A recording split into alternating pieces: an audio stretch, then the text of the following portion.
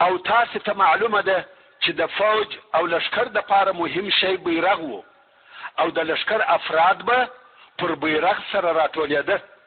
د لشکر شکست او ثبات هم په بیرغ معلومه ده. نو اوس چې بیرغ ولوېدی او نسته، په مسلمانانو کې ماته او تېښته شروع شوه. هر یو پر خپل سر یوې او بلې خواته ځغلي. د حدیث شریف راوي ابو رافع رضی الله تعالی عنه وایي مسلمانانو داسې شکست وخوړی چې دغه په مثل یې هیڅ شکست نه ولیدلی. او قسم په الله د مسلمانانو 2 نفره یو ځای نه سره لیده کېده، هر یو جلا جلا دی. مسلمانان ځغلي او میدان جنگ پرېږدي. په دغه وخت کې د مسلمانانو د پهلوانانو څخه یو قهرمان پهلوان چې ثابت ابن ارقم رضی الله تعالی عنه او د هغو کسانو څخه دی چې بدر ته حاضر شوی وو، ورته مخه شو او ځان یې بیرغ ته ورساوه. د مسلمانانو بیرغ یې پورته کړ. ورونو تاسو فکر وکړئ، په دغه حالت کې څوک بیرغ پورته کوي یا یې پورته کولای شي؟ د مخه چې لشکر منظم وو، نو د کم چا څخه چې به بیرغ وو د هغه پر شاوخوا به ډېر شدید امنیت نیول شوی وو. صحابه کرام به پر راګرځېدلي وو او د هغه څخه به دفاع کول. مګر اوس چې ثابت رضی الله تعالی عنه بیرغ پورته کوي، نه څوک ورسره دي او نه د ده څخه څوک دفاع کوي. لکه د مخه چې مو درته وویل چې مسلمانان 2 نفره هم نه دي سره یو ځای، خو بیا هم ثابت رضی الله تعالی عنه بیرغ پورته کوي. هغه مسلمانان چې په دغه منطقه کې وو او ویلې ده چې بیرغ پورته سو، نو په قراره و بیرغ ته ورنږدې کېده. خو اول هغه څوک چې ثابت رضی الله تعالی عنه ته راورسېدی هغه خالد ابن ولید رضی الله تعالی عنه. په دغه وخت کې ثابت رضی الله تعالی عنه بیرغ و خالد ته ونیوی، ویل واخله یا خالد. خالد رضی الله تعالی عنه ویل یا ثابت ته تر ما مشر یې او د اهل بدر څخه یې. ثابت ویل واخله یا خالد، په والله ما نکړي راپورته مګر ستا دپاره. دا د جنگ میدان دی، دا د بحث او نقاش وخت نه دی. دا کار یو تجربه کار سړی غواړي او ته د تجربه خاوند یې. خالد رضی الله تعالی عنه هم نور دلایل و نه ویل او بیرغ یې واخیستی. او هلته په مدینه منوره کې رسول الله صلی الله علیه و آله وسلم و فرمایل اوس بیرغ یو سیف من سیوف الله خالد ابن ولید واخیستی. او د دغه ورځې څخه خالد رضی الله تعالی عنه په سیف الله سره مسماسو، یعنی د الله جل جلاله توره چې پر کفارو یې مسلطه کړی دی. اوس چې خالد رضی الله تعالی عنه بیرغ واخیستی، بیرغ شوروي او په لوړ आवाज نارې وهي راټول سي. مسلمانانو چې بیرغ ولیدي چې بیا پورته سو، نو سره راټولېده. هغه تښتېدلو نفرو هم مراجعه وکړه او سره یو ځای کېږي. خالد رضی الله تعالی عنه هم په تلوار او فوري شکل امرونه صادرول او اوامر یې په لشکر کې نشریږي. په څو لحظو کې هغه تښتېدلی لشکر بیرته منظم کړي. حتی رومیانو هیڅ فکر نه کاوه چې مات سوی لشکر دې بیرته سره یو ځای شي.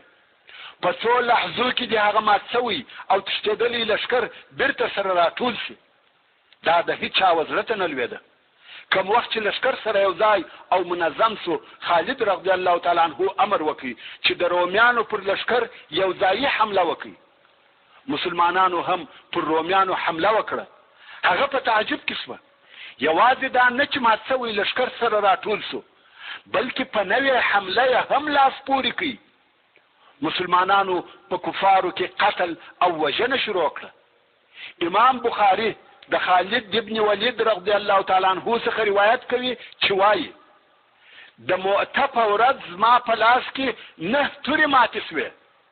په لاس کې مې بیله یوې یمنۍ تورې بله نه سوه پاته.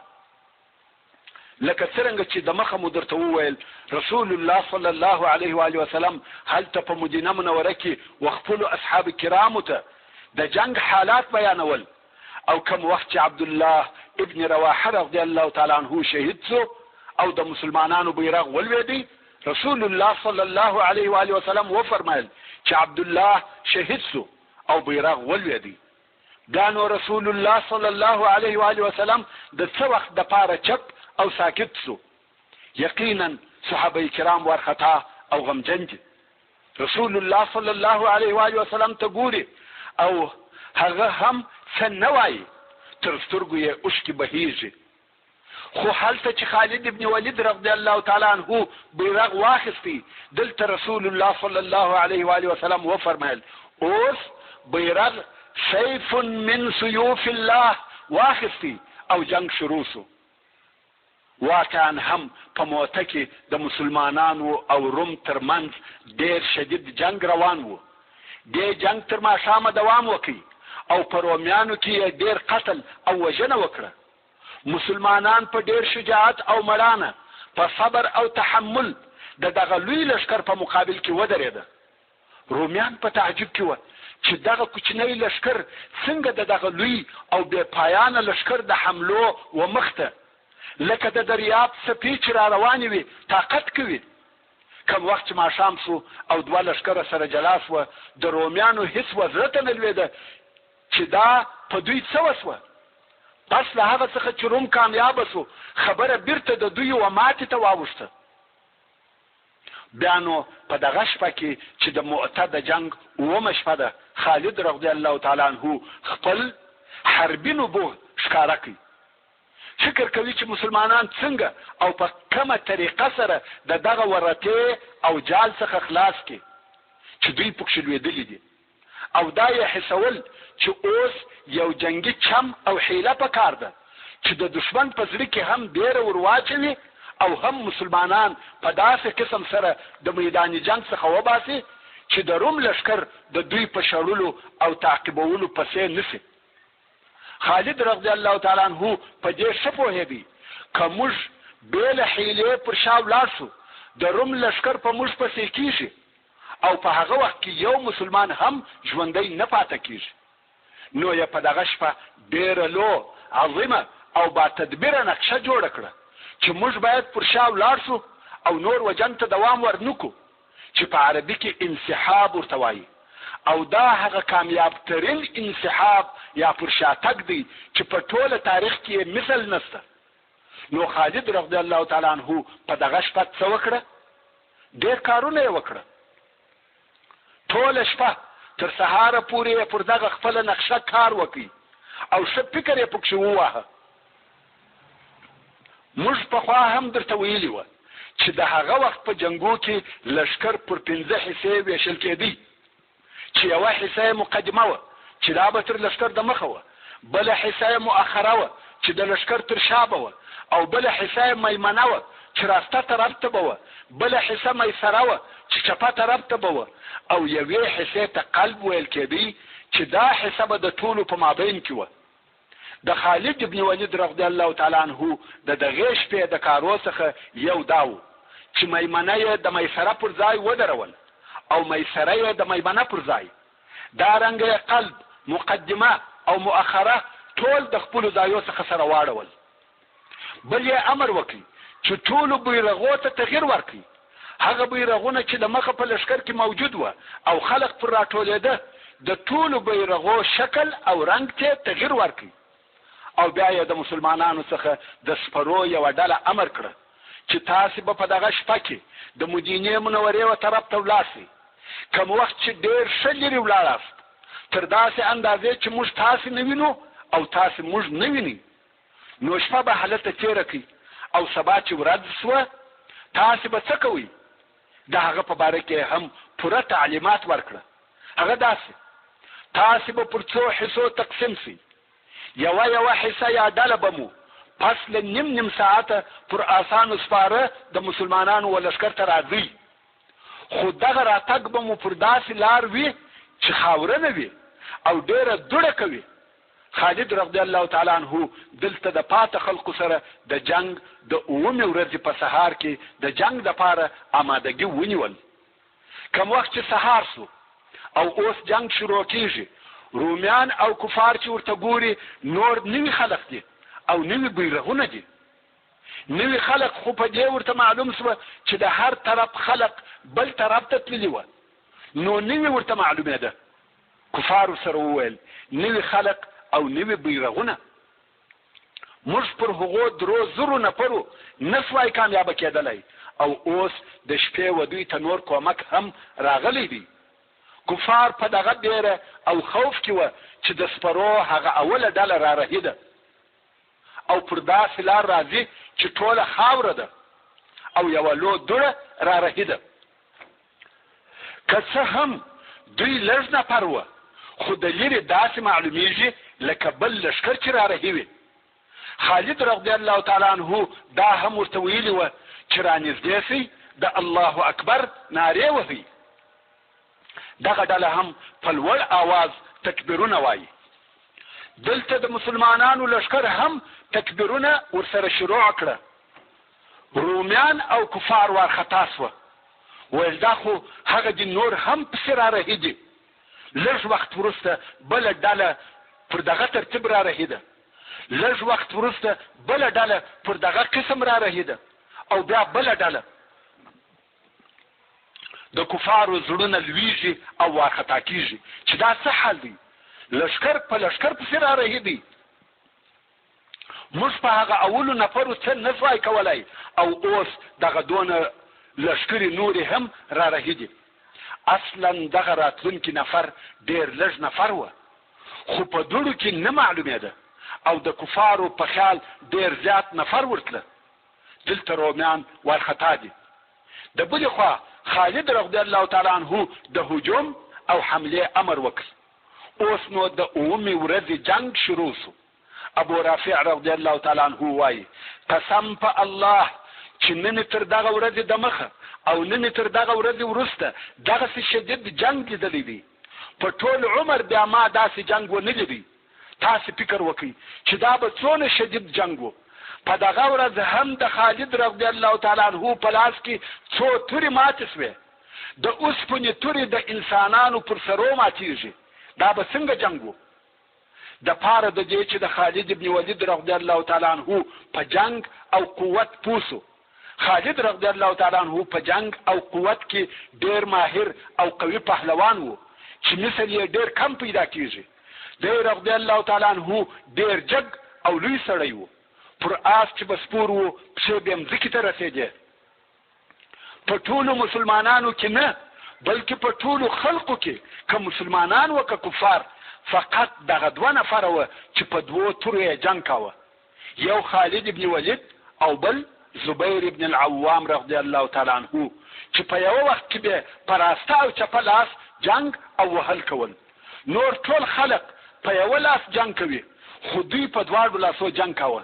څرنګه چې خالد رضی الله تعالی عنه به په جنگ کې پر آس پور وو او پښې به مځکې ته رسېدې، نو آس به په پښو یوې او بلې خوا ته به وي. خالد رضی الله تعالی عنه د فکر څخه لوړ جنگ کاوه، مثل یې نه وو او نسته. دلته چې د مؤته په 9مه ورځ پر کفارو دغه شدیده حمله شروع شوه، په کفارو کې ډېر قتل او وژنه وسوه. ابو رافع رضی الله تعالی عنه وایي ومې لیده چې رومیان او غساسنه ځغلي تښتي، ماته یې وخوړه، د جنگ میدان پرېږدي، یوې خوا او بلې خوا ته ځغلي، ځانونه باسي او مسلمانان ورته مخه کېږي. څو د غساسنه و پاچا ته ورسېده چې نوم یې فیدور و او د هرقل ورور و، چې دی د دغه جنگ عمومي قومندان هم و. په دغه وخت کې خالد رضی الله تعالی عنه امر وکړي چې ټول مسلمانان دې د جنگ د میدان څخه راووځي. دلته نو د مسلمانانو لښکر ټول پر شا ځي. رومیان بیا په تعجب کې سوه چې دا څه قصه ده، کامیابه لښکر ولې پر شا ځي؟ نو کفار ویل کمین یې راته نیولی دی، دا چم دی، موږ خطا باسي، پام کوئ چې حمله پر ونه کوي او پسې ور نه سئ، پرېږدئ. خالد رضی الله تعالی عنه د خپله لښکره سره پر شا ځي. ورونو، د لښکر د تلفاتو دپاره خطرناکه حالت دغه د انسحاب یا پر شاتللو وخت دی. په دغه وخت کې لښکر ډېر تاوانونه او تلفات ورکوي، ځکه هغه لښکر چې شاته ځي پر هغه د ډېرو شدیدو حملو امکانات شته. لکه څرنګه چې دغسې واقعې په تاریخ کې ډېرې پیښې شوې دي. د انسحاب او پر شاتلو په وخت کې بشري خساره او تاوان ډېر زیات وي، مګر خالد رضی الله تعالی عنه غوښته چې بې له خسارې څخه پر شا ولاړ شي. نو خالد رضی الله تعالی عنه په کراره پر شا ځي او داسې معلومیږي لکه دی چې د روم د حملې انتظار کوي، مګر هلته د روم قومندان فیدور امر وکړي پرېږدئ او خالد رضی الله تعالی عنه نور هم د خپل لښکر سره پر شا ځي. څو دغه انسحاب او رجوع یې تر مدینې منورې پورې وه، یعنی بیرته مدینې منورې ته ورسېده او په دغه انسحاب کې د مسلمانانو څخه یو نفر هم ونه وژل شو. د جنګو په ټول تاریخ کې دغه انسحاب اول او آخر انسحاب دی چې پوره لښکر دې پر شا ولاړ شي او یو نفر دې نه ځینې ووژل شي. دا د خالد رضی الله تعالی عنه لوی فکر او عظیمه نقشه وه. رومیان هلته په انتظار کې وه چې مسلمانان به بیا راسي او حمله به راباندې وکړي، خو هغه هیڅ نه شوه پیښ. بیا یې د معلوماتو دپاره جاسوسان ولېږل، خو هغه وخت مسلمانان مدینې منورې ته رسېدلي وه. وروسته نو د روم او غسان لښکرې هم ولاړې. کوم وخت چې د مسلمانانو لښکر بیرته مدینې منورې ته ورسېدی، تر دوی د مخه د مدینې منورې و خلکو ته خبر رسېدلی و چې د مسلمانانو لښکر د معته د جنګ څخه بې له کومې قطعي نتیجې ځانونه راخلاص کړه او بیرته رارهي سوي دي. نو د مدینې منورې ښځې او کوچنیان مخ ته ورته راوتلي وه او د دغه لښکر استقبال او شراغله یې د ډبرو په ویشتلو کاوه، یعنی دغه خپل لښکر یې په ډبرو ویشتی او ویل دا د مسلمانانو اول لښکر دی چې تښتي، ویل یا به کامیابه کېدلی یا به وژل کېدلی، نو یې په ډبرو ویشتل. ویل د فی سبیل الله جهاد څخه راوتښتېدلاست او نارې پر وهلې یا فرار یا فرار. د مسلمانانو لښکر په دې کار ډېر زهیر و. یو صحابي چې د معته په جنګ کې ګډون کړی و وایي، زه په مدینه منوره کې خپل کور ته ورغلم، خو ښځې مې دروازه نه راخلاصول، کور ته نه پرېښولم. خپلې ښځې مې راته ویل ته د الله جل جلاله په لار کې د جهاد څخه وتښتېدې؟ والله که زما کور ته راننوځې. دا هغه مسلمانې ښځې وې چې خپل نران یې و جهاد ته څنګه تشویقول. رسول الله صلی الله علیه و آله وسلم ته چې دغه خبر ورسېدی نو یې امر وکړي چې خلق دې راټول شي. کوم وخت چې خلق راټول شوه ویې فرمایل لیسوا بالفرار ولكنهم الكرار ان شاء الله انا فئة كل مؤمن. یعنی دوی تښتېدلي نه دي بلکې دوی بیا حمله کوونکي دي ان شاء الله، او زه د هر مؤمن ډله یم. د رسول الله صلی الله علیه و آله وسلم په دغه قول کې چې زه د هر مؤمن ډله یم د سورة الانفال و 15 او 14 نمبر آیاتو ته اشاره ده چې الله جل جلاله فرمایي یا ایها الذین آمنوا اذا لقيتم الذين كفروا زحفا فلا تولوهم الادبار. یعنی ای مؤمنانو کم وخت چې په جنګ کې د هغو کسانو سره ملاقات او مخامخ شئ چې کافران شوي دي، په داسې حال کې چې دوی ډېر او ګڼ وي، نو تاسې و دوی ته خپلې شاوې مه ورګرځوئ چې تښتئ، یا د تیښتې په نیت شاوې ور وګرځوئ. تر دغه ځای پورې د دغه آیات شریف په امر او حکم د کفارو څخه تښتېدل نه دي روا، که څه هم کفار ډېر او زیات وي. او په وروستني آیات شریف کې الله جل جلاله فرمایي که چا په میدان جنګ کې و کفارو ته شا ور وګرځول یعنی وتښتېدی، هغه د الله جل جلاله په قهر او غضب اخته او گرفتار شو او د هغه ځای جهنم دی. مگر هو هغه کسان په دغه حکم کې نه دي شامل کوم چې د بلې حملې د پاره ځان آماده کوي یا هلته د مسلمانانو ډلې ته ځان ورسوي، لکه څرنګه چې الله جل جلاله په وروستني آیات شریف کې فرمایي ومن يولهم يومئذ دبره إلا متحرفا لقتال أو متحيزا إلى فئة فقد باء بغضب من الله ومأواه جهنم وبئس المصير. یعنی هر هغه څوک چې کفارو ته د جنگ په ورځ شاور ګرځوي یا شاور وګرځوي بې له هغو کسانو څخه چې بیرته راګرځېدونکي وي، یعنی د بلې حملې دپاره ځان تیاروي یا دښمن ته چم کوي، یا دا چې د مجاهدینو بلې ډلې ته ځان رسوي، بې له دغه کسانو څخه کم کسان چې تښتي هغه د الله جل جلاله په غضب اخته او مبتلا سوه، او د هغه د اوسېدلو ځای دوژخ دی، او دغه دوژخ د ورتلو بد ځای دی. مقصد دا چې که په جنگ کې یو څوک د یوې ډلې و طرف ته ورسي یا خپل د قومندې مرکز ته ورسي، دلته هم و دښمن ته شا ګرځول کېږي، مګر دغه شا ګرځول جائز او روا دي. نو رسول الله صلی الله علیه و آله وسلم وفرمایل انا فئة کل مؤمن، زه د هر مسلمان ډله او کومک کوونکی یم. هغه څوک چې ماته رجوع وکړي هغه نه دی تښتېدلی، بلکې زه د دوی ډله او کومک کوونکی یم. نو رسول الله صلی الله علیه و آله وسلم دا ښکاره او معلومه کړه چې دغه د دوی انسحاب او پر شاتګ د دوی اجر او ثواب نور کموي، د دغه جنگ قدر او عظمت نه پکمیږي. ورونو، دغه د مؤته جنگ ته غزا نه ویل کېږي، ځکه رسول الله صلی الله علیه و آله وسلم اشتراک نه وي پکښې کړی، نو ځکه د مؤته جنگ یا د مؤته سریه ورته ویل کېږي. او د دغه جنگ په نتیجه کې د کفارو وژل شوي کسان په سوه، خو دقیق حساب یې نه دی معلوم، او د مسلمانانو شهیدان هم ډیر دي چې صحیح عدد یې نه دی معلوم، مګر هغه کسان چې نومونه یې یاد شوي دي چې وایي دغه کسان د مؤته په جنگ کې شهیدان شوي دي هغه 12 نفره دي، مګر حقیقتا د مسلمانانو شهیدان تر دغه ډیر وه. د دغه جنگ په نتیجه کې که څه هم مسلمانانو د غسان د قبیلې څخه خپل هغه انتقام او بدله نه کړه حاصله کوم چې دوی د هغه دپاره دغه زحمتونه او تکالیف وزغمل، مګر د دغه جنگ اثر د مسلمانانو د شهرت او عزت دپاره ډیر زیات و.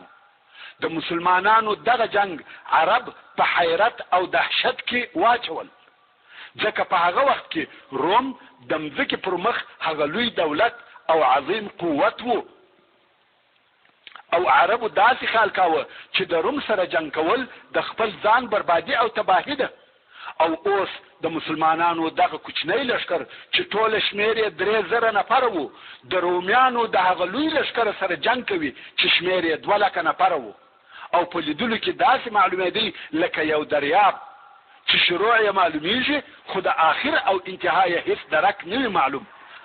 او بیا هم مسلمانان د دغه جنگ څخه په داسې ډول سره بیرته راغله چې د یادولو وړ تاوان نه ورته پېښ شوی. دا د زمانې او تاریخ د عجایبو څخه وو، او د دې تاکید یې کاوه چې مسلمانان بل قسم انسانان دي. دا د هغه جملې خلقو څخه نه دي چې عربو عادت ورسره درلودی یا یې پیژنده.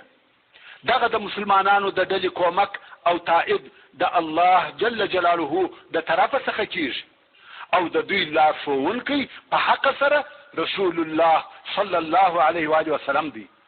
نو ځکه موږ وینو چې د عربو هغه سرسخته او شریرې قبیلې چې تر اوسه پر مسلمانانو حملې کولې، پس له دغه جنګ یې و اسلام ته مخ راواړاوه.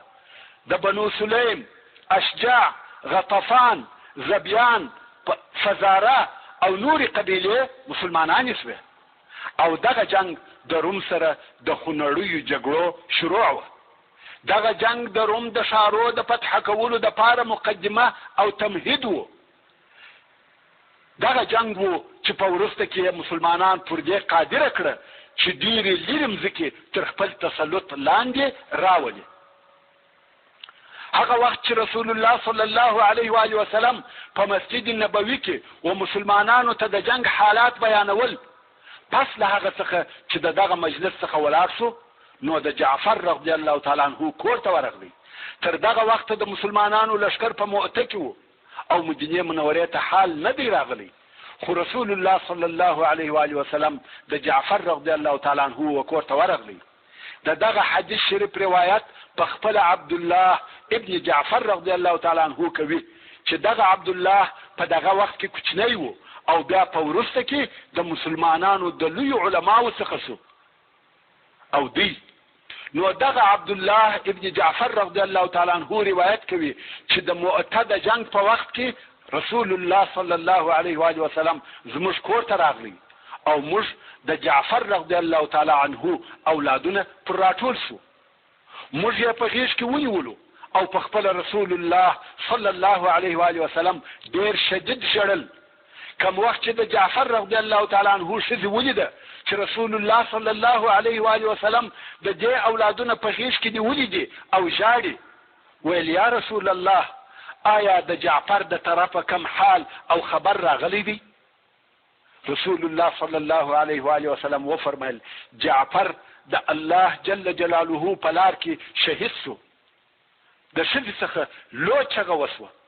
رسول الله صلی الله علیه و آله وسلم وفرمایل نه به کالي سرې او نه به ځان او ځګر په چپلاخ وهې، فقط وژاړه.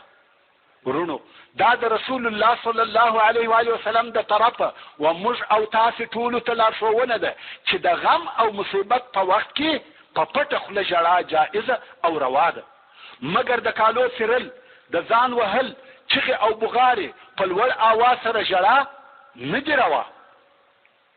په دغه وخت کې چې رسول الله صلی الله علیه و آله وسلم په خپله هم ژړل، ویې فرمایل هر هغه څوک چې غواړي چې وژاړي پر مثل د جعفر دی وژاړي، یعنی جعفر غوندې خلق په ژړا ارزي.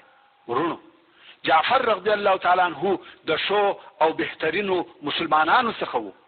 جعفر رضی الله تعالی عنه د هغه اولو مهاجرین څخه وو چې حبشې ته هجرت کړی وو. جعفر رضی الله تعالی عنه د هغه مسلمانانو څخه وو چې د اسلام د پاره یې ډېره قرباني ورکړې ده.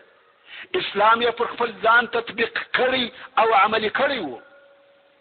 وروسته رسول الله صلی الله علیه و آله وسلم و انصارو ته وویل د جعفر د اهل او کورنۍ څخه مه بې خبره کېږي او وی فرمایل د جعفر و کورنۍ ته خواړه ور جوړ کړي ځکه دوی په خپل غم مشغوله دي، یعنی د خوړو و جوړولو او خوړلو ته یې پام او فکر نشته، نو تاسې خواړه ورته راوړئ.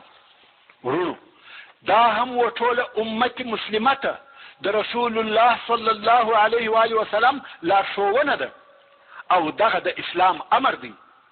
کم کور ته چې د یوه قریب په وفات سره غم او مصیبت پیښ شي، خواړه او د ژوند ضروریات یې تاسو وروړئ، واقعي غم شریکي او همدردي ورسره وکړي. دغه اوسني رواجونه او عادات نه صحیح دي او نه شرعي دي. د هغه وفات شوي شخص کورنۍ په خپل غم مشغوله وي، دوی ته د هغه دوست په وفات سره د څونه مشکلاتو دروازې را خلاصې شوي وي، او د بلې خوا نور نه رابلل شوي میلمانه هم ورسي او پر واړوي. بیا نو ښه عزت، ښه خواړه او مناسبات هم غواړي. د هغې کورنۍ پر غم یو بل تکلیف او زحمت هم ورزیات کړي چې د دغه نه بلل شوو میلمنو په خدمت او د خواهشاتو په پوره کولو مشغوله شي، په زیاته چې بیا دغه کورنۍ غریبه او ناداره هم وي. نو د دغه اجباري میلمنو د مصارفو دپاره د پیسو و پورولو ته اړ او مجبوره شي. په زیاته بیا د ښځو فاتحه چې 2 منه د چلم خواږه تنباکو پکښې کارېږي. کشکې موږ او تاسې د دغسې غیر معقول او غیر شرعي رواجو او عادتو مخه ونیسو او د غمزده سره په واقعي او اسلامي ډول غم شریکه او همدرده سو. خیر دا د جعفر رضی الله تعالی عنه د شهادت واقعه وه او هغه د سید البشر رحمت للعالمین لارښوونې وې. د ذات السلاسل سریه. اولا ذات السلاسل د یوه ځای نوم دی چې د وادي القرا و شاته پروت دی، خو ابن اسحاق وایي د مسلمانانو دغه سریه د جذام د قبیلې په مځکه کې پر یو اوبو واړول چې و دغه اوبو ته سلسل ویل کېده، نو ځکه و دغه سریه ته د ذات السلاسل سریه ویل کېږي. د ذات السلاسل سریه د مؤته د جنگ د نتایجو څخه ده. د مؤته جنگ د هجرت د 8 کال د جمادی الاول په میاشت کې وو، خو دغه کال د جمادی الاخر په میاشت کې یعنی فقط یو میاشت وروسته دغه سریه و هغه منطقې ته نږدې ولېږل شوه. دغه سریه د لیږلو دپاره علماء کرام 2 سبب بیانوي. څوک وایي کوم وخت چې رسول الله صلی الله علیه و آله وسلم ته د هغه عربي قبیلو موقف د مؤته په جنګ کې ور معلوم شو، کومې چې د شام پر حدودو اوسېدلې، چې دغه قبیلې د مسلمانانو پر ضد د روم سره یو ځای شوې، نو رسول الله صلی الله علیه و آله وسلم د دې دپاره یو اشد ضرورت حس کړي چې د یوه داسې حکمت څخه کار واخلي چې په هغه حکمت سره دغه قبیلو او د روم په مابین کې تفرقه او جلاوالی راولي، چې د بل وار دپاره دونه لوی لښکر د مسلمانانو پر ضد نشي سره یو ځای، او په عوض د دې چې دغه قبیلې د روم سره اتحاد ولري باید د مسلمانانو سره ولري.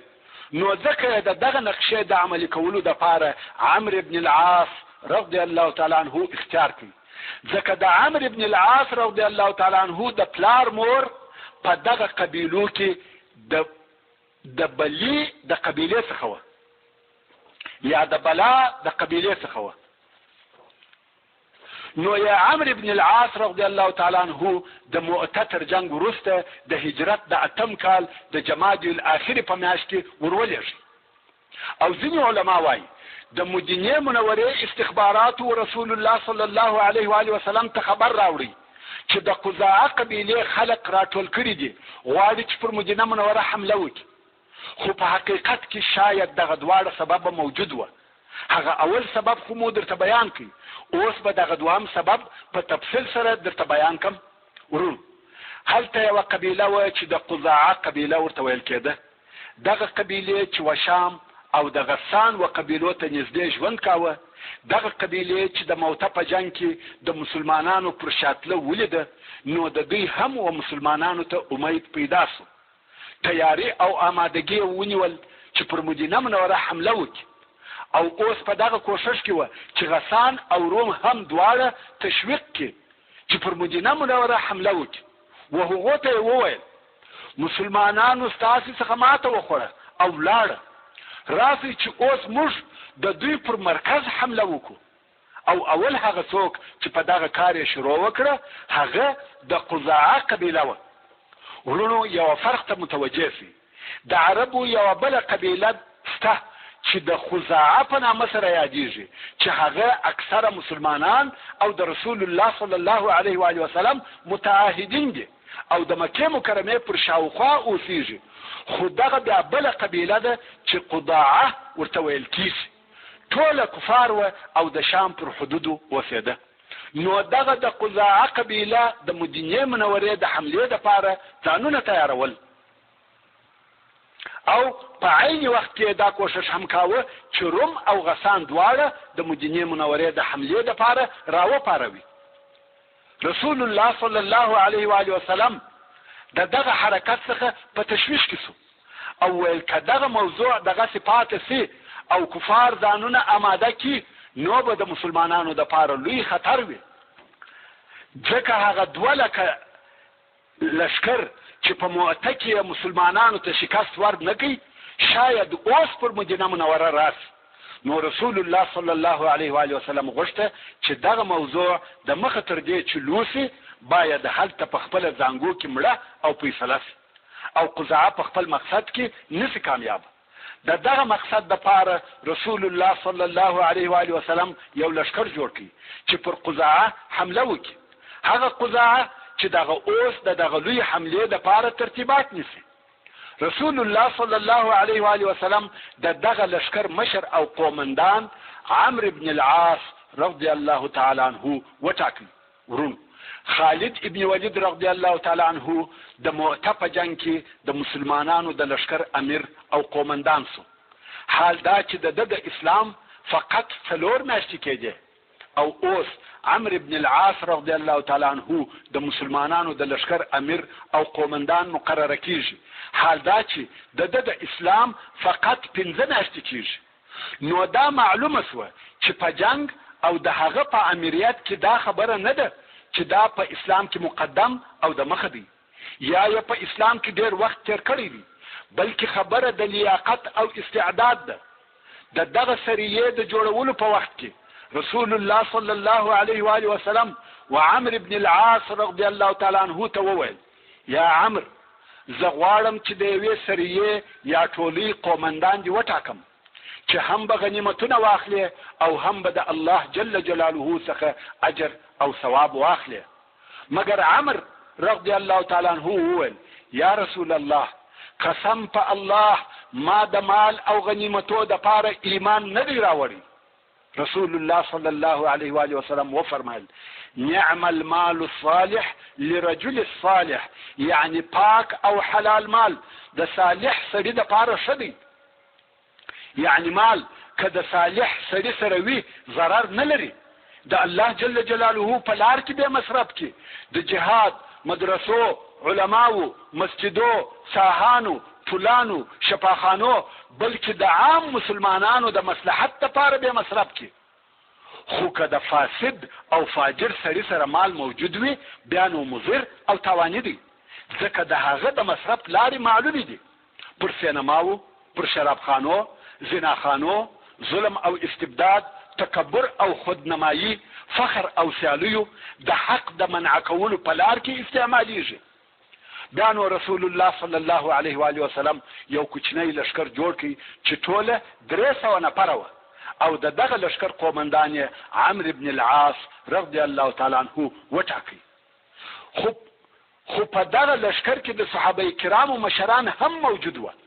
که څه هم د عمرو بن العاص رضی الله تعالی عنه د اسلام 15 میاشتې کېدې، خو په دغه لشکر کې د ده تر امر لاندې لوی او مشرفه اصحاب کرام موجود وه چې د هغې جملې څخه ابو بکر صدیق، سعد بن ابي وقاص، اسید بن حضیر، سعد بن عباده رضی الله تعالی عنهم اجمعین او داسې نور موجود وه.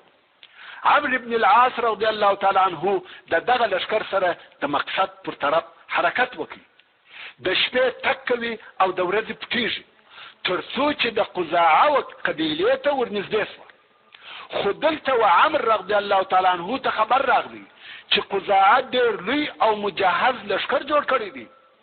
نو عمرو بن العاص رضی الله تعالی عنه حمله ونه کړه او رسول الله صلی الله علیه و آله وسلم ته نفر ولېږل چې په حال خبر کې او کومک لدی وغواړي. رسول الله صلی الله علیه و آله وسلم نور نفر هم د کومک په شکل ورته راولېږل چې دغه کومک مشر او امیر بیا ابو عبیده عامر بن جراح رضی الله تعالی عنه او په دغه کومک کې عمر بن الخطاب رضی الله تعالی عنه هم موجود وو. اوس نو د اصحاب کرامو ټول مشران په دغه لشکر کې موجود دي. کوم وخت چې دغه کومک لشکر رهي کېدی رسول الله صلی الله علیه و آله وسلم ابو عبیده رضی الله تعالی عنه امر کړي چې د عمر سره اختلاف مکوه. اوس نو دغه د کومک ډله و عمرو بن العاص رضی الله تعالی عنه ته ورسېده. کوم وخت چې د لمانځه وخت شو ابو عبیده رضی الله تعالی عنه غوښته چې د مخه سي، یعنی د لمانځه امام سي، ځکه دی امیر دی او دا هم معلومه خبره وه چې د خلقو امامت به د هغو امیر کاوه. وجې ته نه کتل کېده چې هغه حافظ دی که نه دی، دا بیا بله خبره ده. خو اصلا امامت د امیر حق و. نو څرنګه چې ابو عبیده رضی الله تعالی عنه د دغه کومکي ډلې امیر و غوښته یې چې د مخه سي. مگر عمرو بن العاص رضی الله تعالی عنه ورته وویل یا ابا عبیده ته زما کومک یې، امیر نه یې، امیر زه یم او خلقو ته لمونځ زور کوم. ابو عبیده رضی الله تعالی عنه وویل رسول الله صلی الله علیه و آله وسلم امر کړی یم چې ستا سره باید اختلاف ونه کم د مخه. نو د لشکر عمومي قومندان عمرو بن العاص رضی الله تعالی عنه او د اصحاب کرامو لوی مشران د ده تر امر لاندې وه. حال دا چې دی نوی مسلمان دی او د اول وار د پاره د لشکر امیر مقرریږي. فقط 15 میاشتې د مخه د کفارو د رئیسانو څخه وو او اوس د مسلمانانو امیر دی.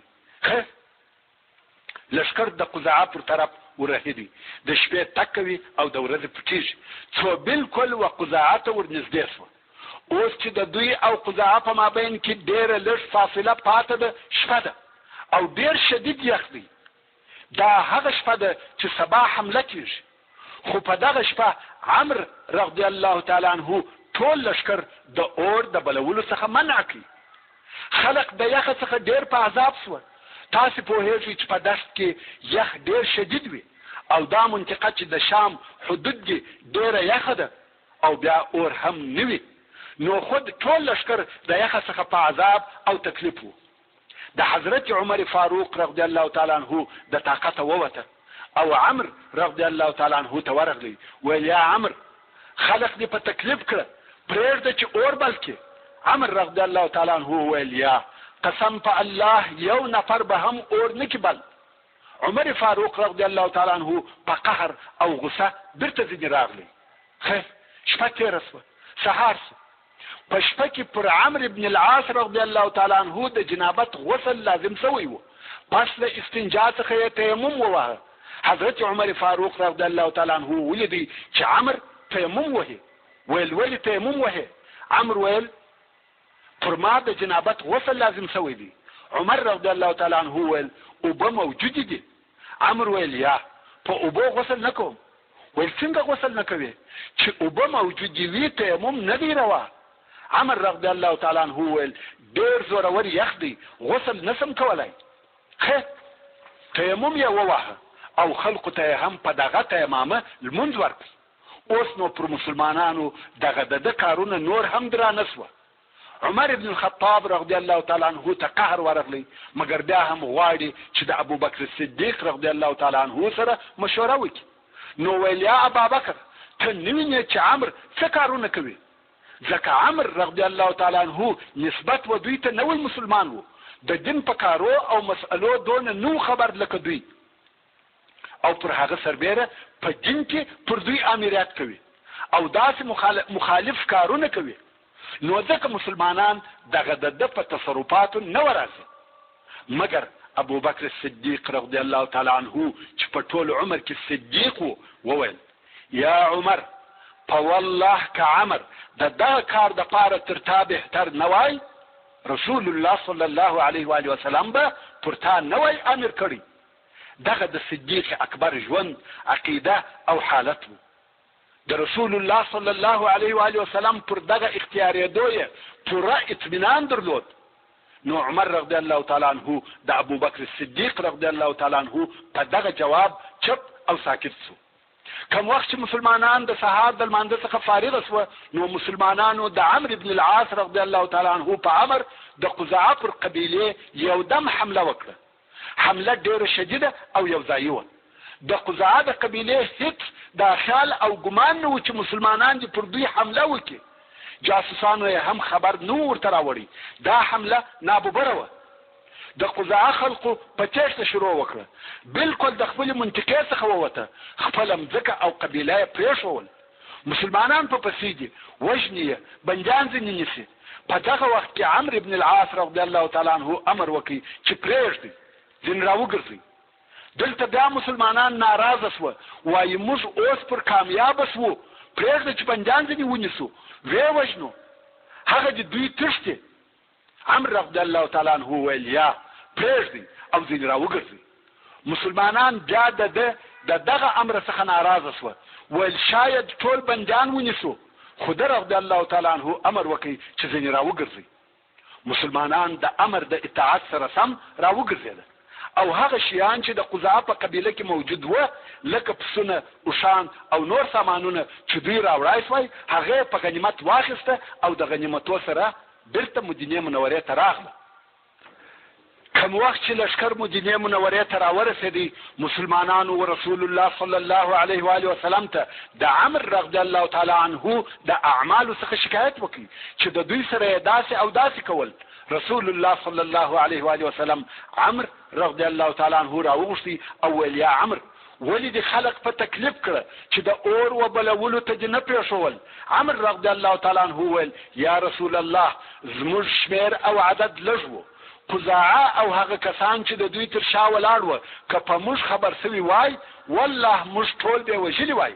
نو که موږ اور بل کړی وای یقینا او بلا شک هغه په موږ خبرېده او قسم په الله چې بیا به مو نجات نه وای پیدا کړی. رسول الله صلی الله علیه و آله وسلم وفرمایل صدقت، رښتیا او صحیح وویل. رسول الله صلی الله علیه و آله وسلم بیا ورته وویل ولې د خلقو امامت وکي او تا تیمم وهلی وو، حال دا چې اوبه هم در سره وي. عمر رضی الله تعالی عنه وویل یا رسول الله دون زورور او شدید یخ وو، کمی غسل کړی وای هلاکېدم مړ کېدم.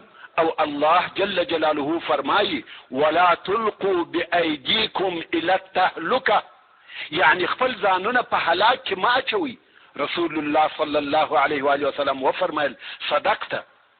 رسول الله صلی الله علیه و آله وسلم بیا وفرمایل ولی د خلق د بنجانو د نیولو څخه منع کړه. عمر رضی الله تعالی عنه وویل یا رسول الله که دوی په هغو پسې تللي وای سره پاشل کېده او که پاشل سوي وای بیا دشمن را باندې غالبه کېدی. دا نه ده صحیح چې موږ په داسې مځکه کې چې هلته زموږ دشمنان ډېر وي یو یو او سره وپاشل سو. په داسې ځای کې چې د دشمن شمیر زیات وي لښکر باید سره یو ځای وي. او ما هم دغه امر ورته کړی دی چې سره راټول سي پاشل کېږي ما. بیا هم رسول الله صلی الله علیه و آله وسلم ورته وویل صدقت. نو رسول الله صلی الله علیه و آله وسلم د عمرو بن العاص رضی الله تعالی عنه ټول تصرفات او اوامر صحیح او پر ځای وبلل او هغه ورتائید کړه. محترم ورونو پاتې قصه به په راتلونکي 11 فته کې واوري ان شاء الله تعالی.